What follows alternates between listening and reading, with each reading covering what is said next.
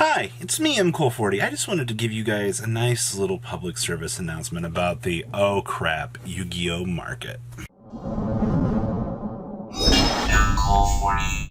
Don't beg 30% of you guys have not smashed the living crap out of that subscribe button. Smash it so we can get to 104,000. I am so happy to be notching up in the 100K world. This is actually a very fun journey here.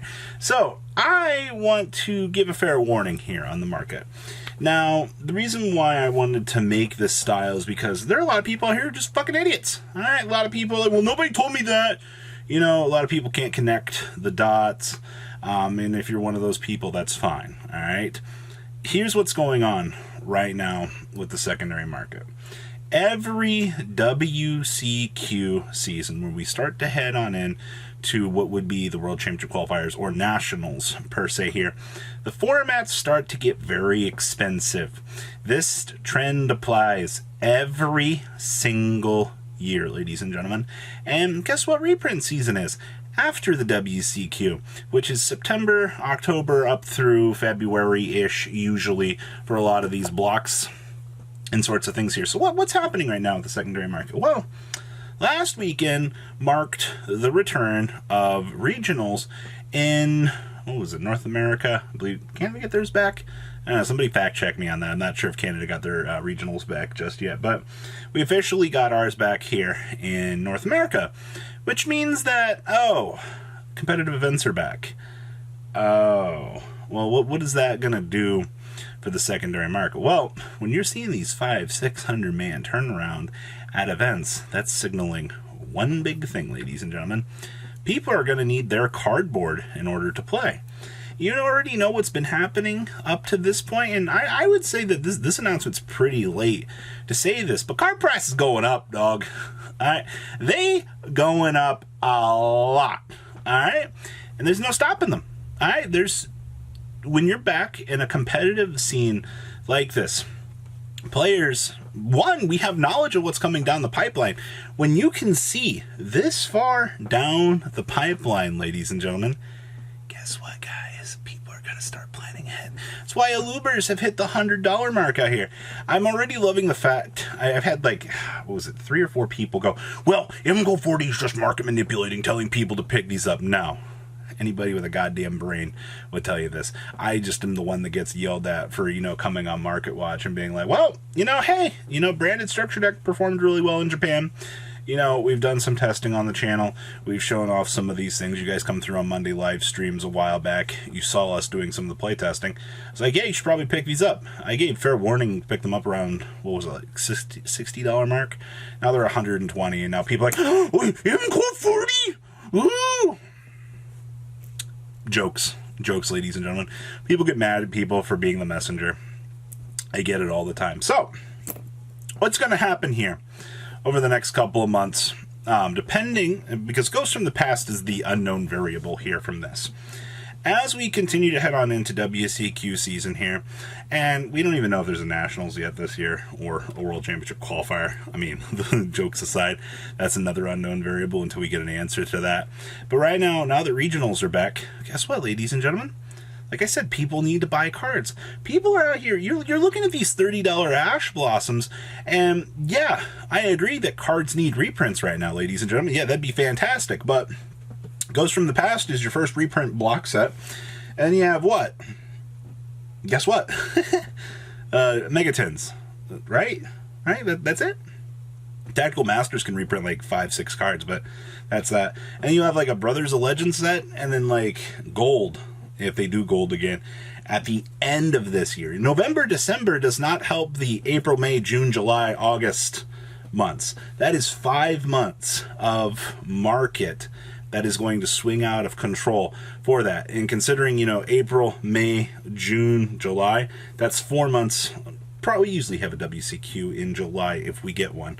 Once again, I got to keep throwing out that variable here. So, Staples going to continue to do their thing unless they're reprinting Ghost from the Past. I've talked about in a previous video here that I could see Droplet getting an additional reprint in Ghost from the Past this year to bring it down. I mean, quite honestly, it should get an Ultra reprint or something along that way here to knock down the price at this point. Because when you're seeing Just turn into a X cards need reprint video, I guess. When you look at the competitive scene, like Konami likes to make these formats, maybe not so expensive, but these WCQ season formats are very fast. Konami doesn't want to pay their judges to be there forever. They want these games to be done as quickly and efficiently as possible. And that's a little fun fact for you guys. If you guys ever look at these WCQ formats, when you look through, your April through like July metagames, those are some of the fastest formats that we usually have. And then you'll notice after we head into the winter season here, Konami begins to tone back the power scaling here, power down things. This has been the same trend for the last 10 years. All right, there sometimes very, very few examples to break the mold here, but the rest are pretty big examples to prove that this theory is true. So, is there anything that you can really do to get ahead of the curve right now? Is there any real big tips and tricks to, get ahead of this? The first thing I'm going to say is, if there is something that you want to get right now, if you're looking at staples, if you're looking at anything else, you need to be aware that Ghosts from the Past 2 exist, all right? The fact that Ghosts from the Past 2 exist means that Konami can reprint pretty much anything. I've even went as far to say that Aluber could be in the set. I know a lot of people are like, yeah, that's very wishful thinking, Robbie. I mean, yeah, it is. I have a strong feeling that Mega Rise will probably be in the set as well, because didn't we get Mega Thestalos like last year? So when you're going ahead and you're looking at the meta right now and you're looking at the market, 1, Ghosts from the Past. 2, you have a possible ban list looming around that corner. I know that it says no sooner than, but remember, Dimension Force is literally May, and we usually get a ban list before core sets. So you pretty much have a narrowed down timer, even if they want to, sugarcoat it and be like, we're not going to get a ban list anytime soon. You've narrowed down that window to follow past trends at this point in time. So it'll happen around Dimension Force. With that being said, Alubers are probably going to be a very safe pickup. They're not going to touch jack from that structure deck at all. If they reprint it and Ghosts from the Past, well, you lost money, but those are just odds that you decided to take. At least you got the deck at that point in time. So branded looks like a pretty safe pickup. I don't think Verte Anaconda is going to be very safe. The branded engine, the Brave engine. I don't think we're going to semi-limit at this list. As much as I want to see the TCG take preemptive measures against the Brave package, it still has too much reprint equity. Konami can go cha-ching, reprint, and make so much more money off of it. So maybe they'll choose to semi-limit something. I just think at this point in time that Konami wouldn't want to shoot the reprint equity. It's too damn high. Those cards scream we can reprint these 4 times, and players are going to buy the crap out of these sets, because that's a snap, crackle, and fun fact. The longer that those engines exist in the format, that's more reprint equity that Konami can make. So, unfortunately, I think the next 3 to 4 months of Yu-Gi-Oh! Is going to be some of the most expensive that we've seen in a very long time. Only because we're the Lightning Storm reprints, we're the Forbidden Droplet reprints. A ban list will have a decent effect on the metagame to knock down some pillars, but it's not going to go after, the more immediate expensive stuff. Looking at Aluber, good news is going into WCQ season, if they reprint Mega Ryza, Elise Flunder becomes a massively cheaper deck. Unfortunately, I guess, looking at, Pot of Prosperities, that's a story for another day. But overall, ladies and gentlemen, you've been warned about the market. I would say that the giant uptick going forward here is not going to be good for anybody. Ash Blossom reprints would be good. It's just, this sucks because budget players out here want to have options to play right now. And yeah, the branded structure deck has splashability.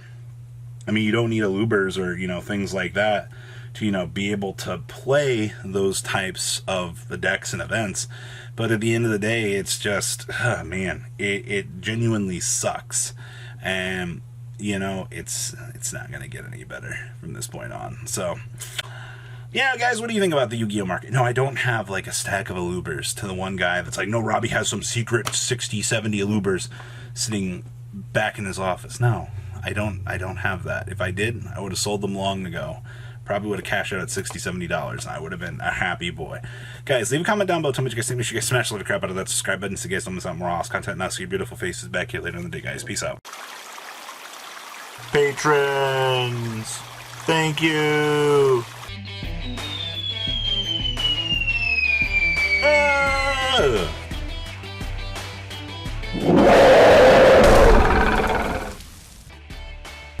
Thank you so much for watching. Check out these other videos.